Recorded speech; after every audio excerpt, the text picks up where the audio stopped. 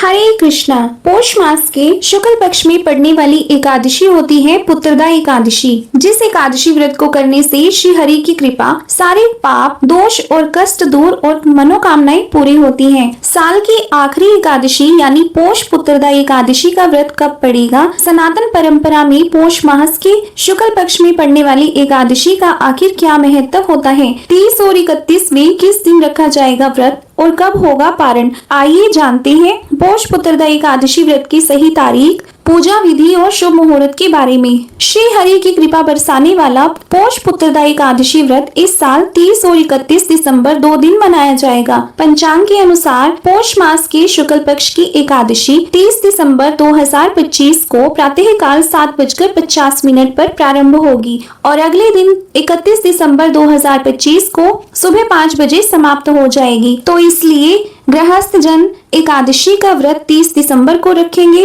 उन्हें अपने व्रत का पारण अगले दिन 31 दिसंबर 2025 को दोपहर 1:26 से 3:31 के बीच में करना होगा और वैष्णव जन इस व्रत को 31 दिसंबर 2025 को करेंगे और उनको पारण अगले दिन 1 जनवरी 2026 को सुबह 7:14 से 9:18 के बीच करना होगा। पौष पुत्रदा एकादशी व्रत को करने के लिए साधक को इस दिन प्रातः काल सूर्योदय से पहले उठकर स्नान ध्यान करने का प्रयास करना चाहिए। तन और मन से पवित्र होने के बाद एकादशी व्रत को विधि विधान से करने का संकल्प ले। इसके बाद शुभ मुहूर्त में भगवान विष्णु को हल्दी, चंदन, केसर आदि का तिलक लगाकर फल, फूल, धूप, दीप आदि अर्पित करना चाहिए। एकादशी व्रत की पूजा में श्री हरि की कथा को पढ़ने और सुनने का बहुत ज्यादा महत्व बताया गया है। इसलिए पूरी श्रद्धा के साथ भगवान विष्णु का गुणगान करने वाली कथा का पाठ करें। पूजा के अंत में श्री हरि की आरती करें तथा अधिक से अधिक लोगों को प्रसाद बांटने के बाद स्वयं भी ग्रहण करें।